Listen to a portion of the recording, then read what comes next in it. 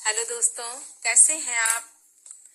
हमारे YouTube family को और मेरे सभी भाई बहनों को, जो भी ऑडियंस देखते हैं सुनते हैं, सभी लोगों को मेरा प्रणाम है। आज मैं एक बहुत मजेदार गीत के साथ उपस्थित हुई हूँ। ये एक चैलेंजिंग गीत है जिसे मुझे आग्रह किया गया है गाने के लिए। और हमारी एक फ्रेंड हैं, उनके पति नायब थानेदारी में हैं।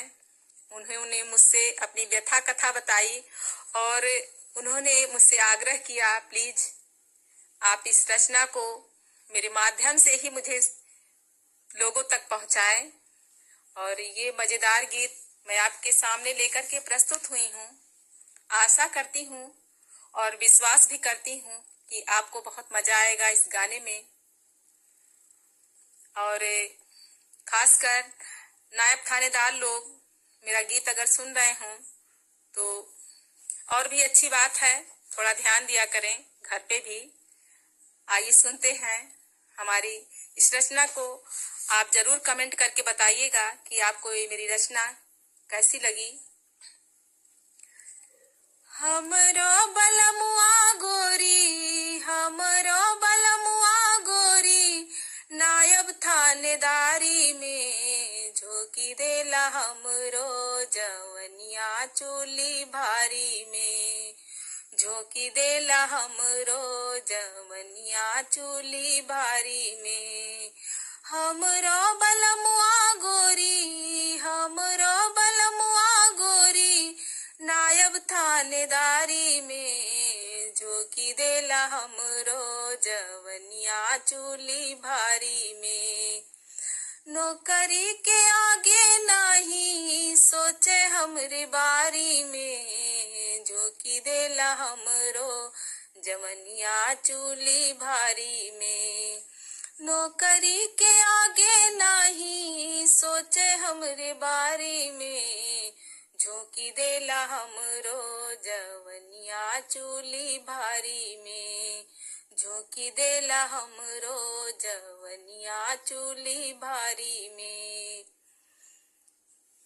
घरवा बसेला हमरा यही बस्ती जिलवा में, घरवा बसेला हमरा यही बस्ती जिलवा में। सैया के नौकरिया बाटे मछली सहरिया में, सैया के नौकरिया बाटे मछली सहरिया में। सेजिया पे तड़पी जैसे कच्ची मछरिया रे, झोंकी देला हमरो जवनिया चोली भारी में। सेजिया पे तड़पी जैसे कच्ची मछरिया रे, झोंकी देला हमरो जवनिया चोली भारी में, झोंकी देला हमरो जवनिया चोली भारी में।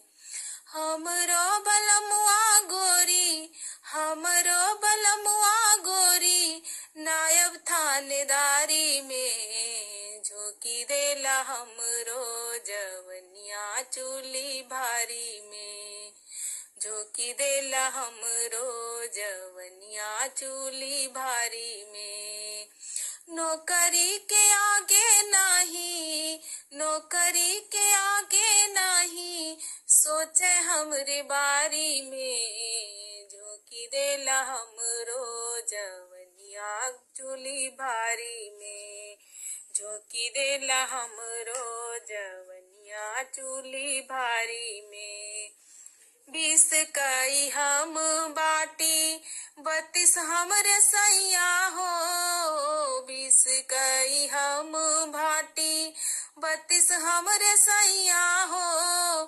कुंडली के एको गुनवा नाही मिल गोरिया हो, 20 कई हम बाटी 32 हमरे सैया हो। कुंडली के एको गुनवा नाही मिल गोरिया हो, कुंडली के एको गुनवा नाही मिल गोरिया हो।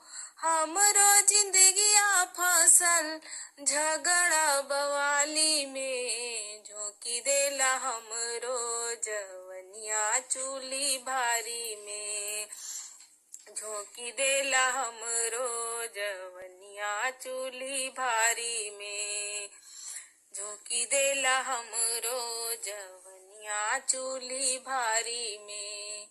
हमरो बलमुआ गोरी, हमरो बलमुआ गोरी, नायब थानेदारी में, झोंकी देला हमरो जवनिया चूल्ही भारी में, झोंकी देला हमरो जवनिया चूल्ही भारी में।